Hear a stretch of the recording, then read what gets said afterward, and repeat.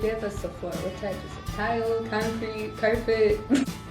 How did it change for us where you were able to go, I'm going to go talk to my friends about my mom, so I'm going to talk to my parents? Just a cup of water. Not anymore. I feel nervous when I talk to you, really. No, you have a wormhole. I have a Wait. wormhole.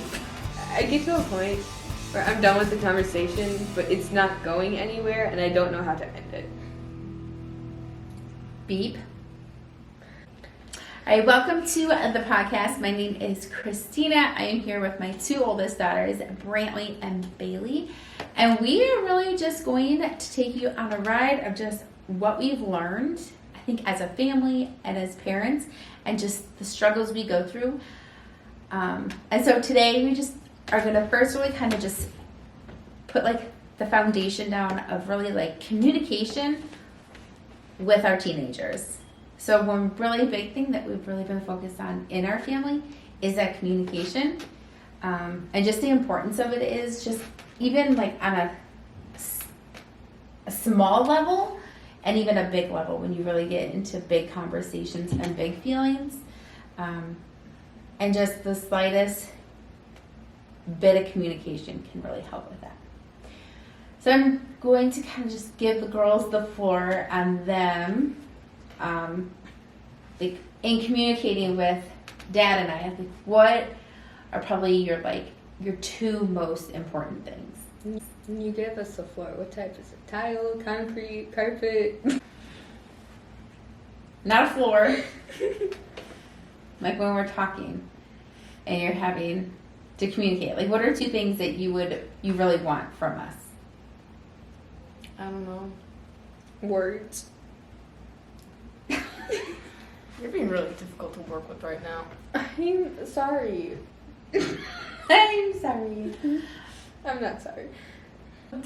I want you to be engaged in the conversation, not focused on something else. Okay. Yeah, that's a good one. Engaged in conversation. And another one. Whatever we're communicating about, I mean, just always try to come to a middle ground. Right. So maybe like more sort of like that openness. Yeah. Okay. What do you think some of the struggles are? Like when you guys have like big feelings or even like small feelings and trying to like come to us and have a conversation. I mean, my biggest problem is like I have this like really weird connection with trying to be mature. Mm-hmm. So like if it's a small feeling, like I try to ignore it or I try to like deal with it like on my own. But like big, like since I do that all the time with like little feelings, when bigger things happen, it's kind of hard to bring that up because I don't know, like I'm not used to bringing it up with other people because I'm used to like processing it in my head. Right. And sometimes it's like hard because you don't know how you'll respond. And it's hard. Really, because I don't know sometimes what you guys are coming to tell me. Especially when you're like, Mom, let's talk to you. I'm not sure if it's like a good talk or a bad talk, or I did something really bad, or I'm failing my class, or if it's just like, hey, can I go hang out with my friends? What do you find beneficial for like your dad and I being open and really emphasizing communication within our house? Like really, since you guys have been little and you can remember, that's always been a huge thing in the home. Well, I wouldn't say communication's always been big. It took a long time for us to get to that point. But I think we've always known it was like Communication like was always kind of a thing between you and Dad, but like when we were younger, that wasn't like a huge thing. But now that we're older and now that some of us actually have problems, it's it's definitely. Well, I think but we've always communicated, right? We've always communicated like what our standard is for cleaning, keeping your bedrooms clean, or the standards for kitchen. That's not the communication I feel part that like- I'm trying to emphasize on. I feel like it's really helped us because when we're looking for like positions of leadership, we had that communication skill that people are looking for. Like where we've talked to you like as adults since Yeah. we're little, And it's easier for us to maintain a conversation with adults. right? We don't feel nervous whenever we're talking to someone. Well, that's good. I feel nervous when I talk to you, Billy. So I think you're probably thinking more of like, what are our like feelings? What are the feelings that we're having? It's probably never been like we've always communicated, but I don't think we've really emphasized communicating our feelings to the extent we have. Probably in like the last few years. There's never like, I wouldn't say never, but there was always like a really big gap or disconnect between coming to you or dad about like if we were really upset. And I think all that kind of changed once I had that huge breakdown. So in a lesson that you've learned, right? We learned that we had to bridge that gap. Would it be rude of me to say that it wasn't it was more you and dad who had to learn that? What? We always communicated, Brantley and I. To each other? Yeah, But don't you we think didn't feel like we could come to you guys before. But Like, we don't you think that's a struggle that a lot of kids your age have? Like they're scared or they just don't know how to go to their parents with those things? Yeah. So how as parents do we make that easier for you guys to be able to just come to us? You reach out to the child, actually check in on them, actually be like, hey, you doing good? Okay. I If wonder not, if But we- that doesn't always work though. That's not. and I wonder if we just felt like you guys were okay because you were homeschooled. Like I didn't feel like you guys were being like exposed to like crazy things, and it wasn't until you guys, you know, because we were able to like really control like your surroundings and the things that you guys were. Yeah, but that doesn't always work. Well, like the things that influence, like not influence, like the things you were exposed to. But then when we sent you to your first private school, and then, I mean, then that's really, I felt like when all the big feelings started happening, because we are now in a position of like, not just what was going on in our household, but the things that were happening around us, and we were just trying to have to like digest that.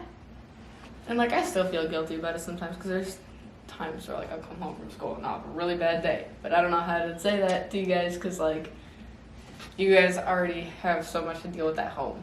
But isn't that you learning, like, Well, it's not me learning. It's just like, okay, you know what?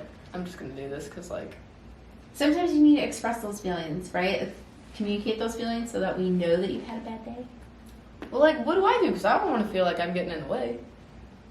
You sit in the car. Hey, I had a bad day. Can we talk later? Be like, Bailey. So I don't pay attention. Emily's too busy putting buds in her head. I vent in the car to Mother about the day. I don't. I just put my earbuds in and let all of it just like a river. So is that Wash more it all of away. I'm just stuffing my feelings? Are you a stuffer? Yeah. But what happens when you stuff too much? It You explodes. explode. And that's the thing I'm working on. Don't come for me. Are you a stuffer, Bailey? No. No, she's a weeper. Yeah. She just weeps it all. Her river is physical. Mine is mental. In communicating, I have a horrible thing about assumption, right? I assume you know what I'm thinking. And come on, y'all should already know what I'm thinking. We're not mind readers. But you're not mind readers, right? Exactly, So we don't. you have to. So as kids, parents are not mind readers, right? So y'all need to tell us when things are upsetting you. Like assuming, right? So as sometimes like, I struggle with that in assuming that you guys know what I'm thinking. And just making sure I verbalize my needs and my wants and what I want from you guys. Yeah. And in return, when you guys need something, y'all have to verbalize that back. Yeah. I feel like it's kind of difficult sometimes because, like, it's easy for, like, I wouldn't say necessarily easy, but it's more practice that you tell us how you're feeling or, like, what you need done or something or, like, what you want. But, like, as kids, like, we already know that you have a lot. You and Dad as adults have a lot going on, especially with the little kids. that sometimes it's hard to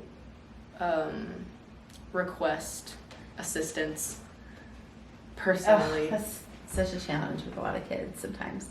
We want help, but we don't want to get in the way, or we don't want to cause someone else Well, you're never in the way, problems. so don't ever feel like you're in the way. I think But it's then when you you guys have- that all the time. But you have people like me who are overthinkers when one thing doesn't go right that you initiated and it doesn't happen, you think you did something wrong. Right? You're a house of overthinkers. We are a house of overthinkers. I think a lot of us overthink. Well, maybe you should stop thinking that so you don't overthink it. And the thing is, I never say I'm an overthinker until You're overthinking it. yeah, I Until overthink that I'm not an overthinker, and then someone points it out to me, and I'm like, holy. She's an overthinker. So when we're talking, right? You guys have a lot of big feelings and you're trying to share those really big feelings. Validating those feelings. Yay, nay. Well, yeah, of course. Are those important to validate? Yes. Regardless of like what my feeling is, right? Yeah, we want to stop feeling miserable. Mitzi blue. And so, I think that's one thing I've really worked in. Like for myself, like, it sounds silly, but it's almost like a toddler, right? I want to make sure that you know that I hear you and that I validate what you feel. A lot of times I feel like it's such a weird conversation because it's like, I just basically say, I hear you and I validate those feelings. Because I really don't know how to tell you that And you do it much better than Dad. Dad will just straight up say, your feelings are validated. Now go to bed. It's like, I understand that you are depressed. Eat an apple and go to sleep. Don't be on your phone. Well, I will say that we all have our own idea of communicating. But like, one thing that always like, the thing that I've always questioned was like, when we're angry, like, and we go to talk to you or Dad, like, we're not angry with you guys, we're just angry at the situation or at a specific person, where we start to raise our voice. But then you guys take it as disrespect, but all we're trying to do is express how that's making us feel. So the situation itself, not that you're mad at us, but just like all of us, we express our anger and frustration in like a tone. Because we're very loud people. Our house is so loud. Sometimes I wish I could just wear earmuffs. Yeah, so like, it would only be natural for us to express that in a more aggressive tone. Because you and Dad do it. Like, as much as you want to deny it, you guys do yell. And even though you've said that you've gotten better, but you and Dad still yell. So it's only natural for your kids Are to we yell. a house of yellers? Yes. We all yes. yodel. Yodel. We're all yodelers. But it's only natural for, like, the kids to yell. Because, like... But I think that like when you're already in a loud house, right? When the kids are like really loud, and I think Hiram is It's like only natural for everybody else to yell because you're trying to overpower their voice because you're Yeah. trying to get your... So it's not always bad yelling. It's just yelling because you're trying to tell somebody to set the table and like 6 other people are screaming. Yeah, but, like, also those moments where you're trying to, like, express feelings. Like, sometimes you just have to yell or else you just feel like you sound stupid. So maybe those next times you have those feelings, you'd be like, it's just the situation I'm angry at. So let me yell. I just And need to then get it you out. Feel better? There's gotta be a healthier way. Sometimes yelling is a healthy way.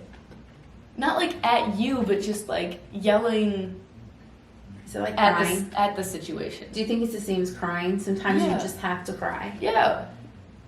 Like, anger and sadness kind of have their own thing. Sometimes you have to yell and cry. Sometimes you have to cry. Sometimes you have to yell. Sometimes you just want to put your fist through a wall, you know? Don't do that. But That's don't property do that. damage. That's property damage. And that's not a healthy way. Vandalism. Vandalism's not a healthy way of dealing with any type of It was an expression. feeling. We should get a punching bag.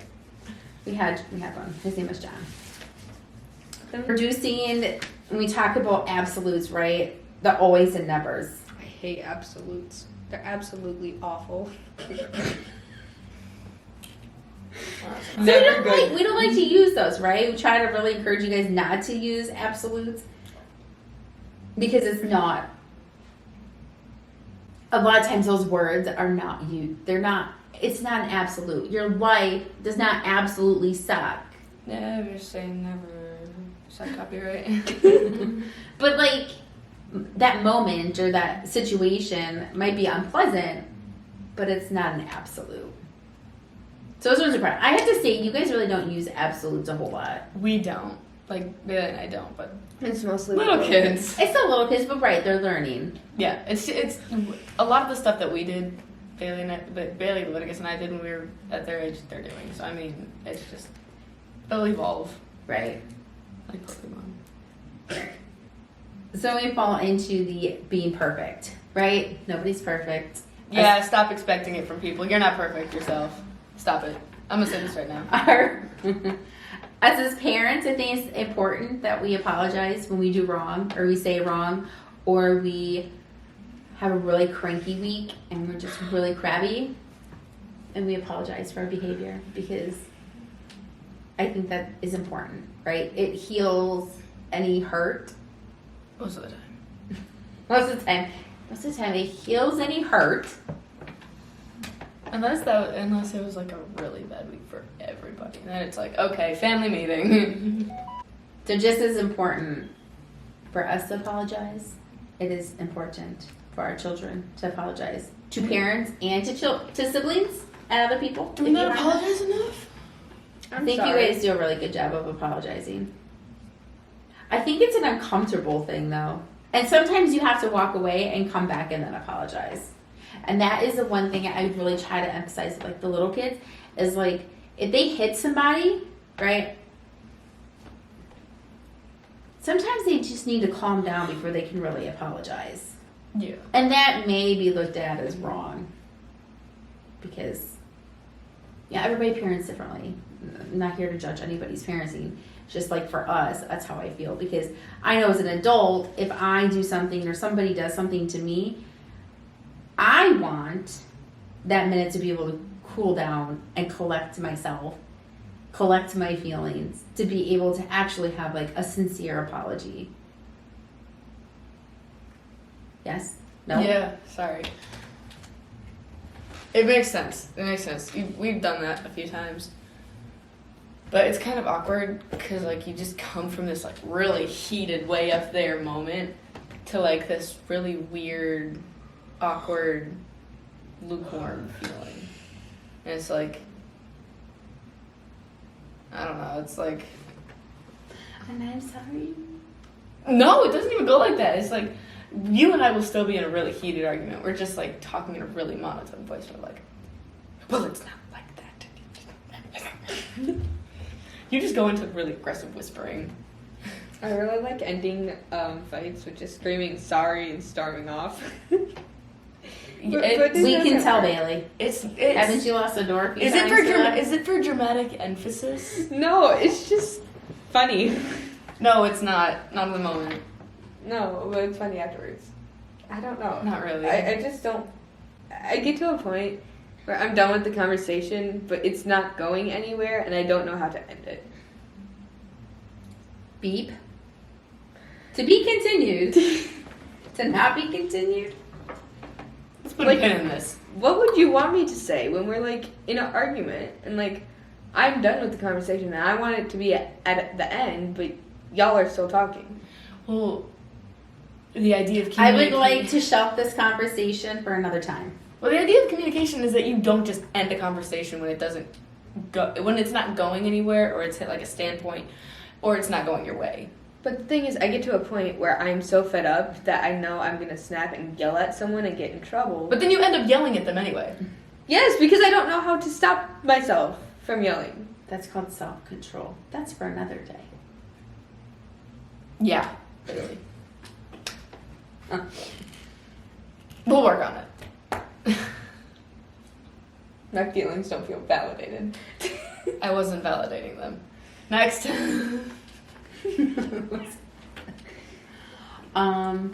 So as we wrap up, for kids that maybe want to have those talks with their parents, they don't know how.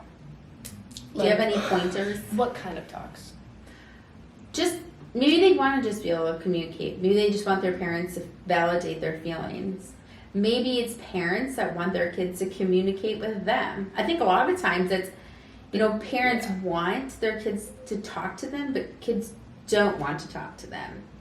And I think as parents, we just need to be open and just have a listening mindset.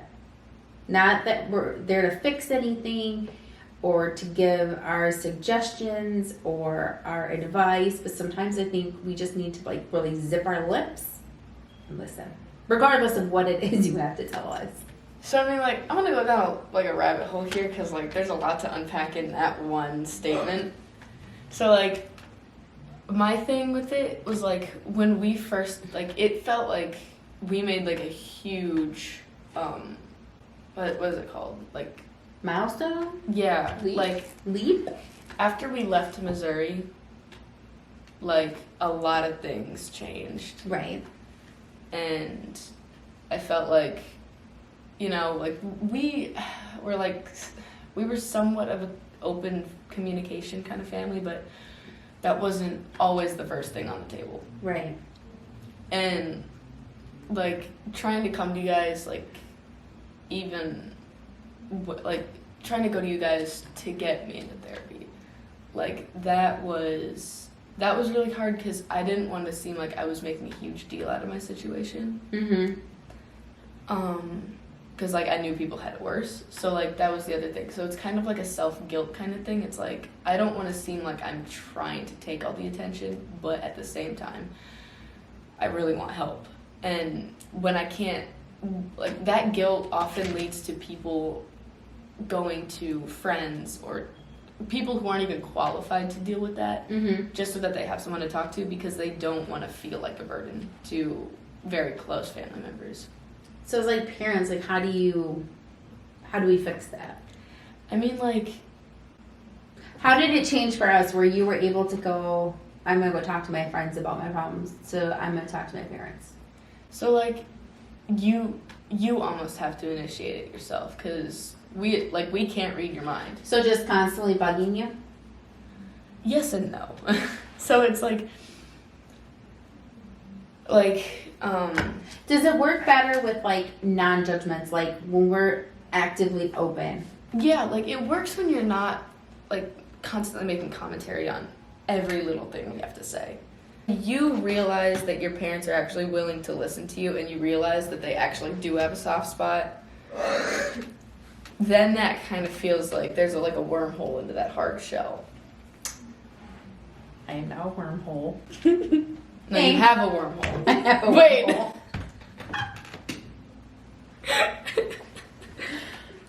I have a wormhole. How about you, Bailey? Do you have any? Anyway. Wormholes. More? Just talk to your parents. They're not gonna judge you. You've always been a good, a decent communicator. And if they judge I think Bailey, because whether she's such an emotional communicator though, so a lot of times we could never get the words out. We just knew she was crying, but we didn't know why she was crying. Yeah. And then she would just stop crying, and then she'd be like, "I'm fine." I am not. I work through my feelings by myself by crying in my room and talking to myself. It works. All right. So we're just gonna wrap up. Yeah. After Listening. Parents can listen, not judge, not give advice. Just be open ears. Yeah. And ask your kids, how was your day? Little tiny conversations. Yeah.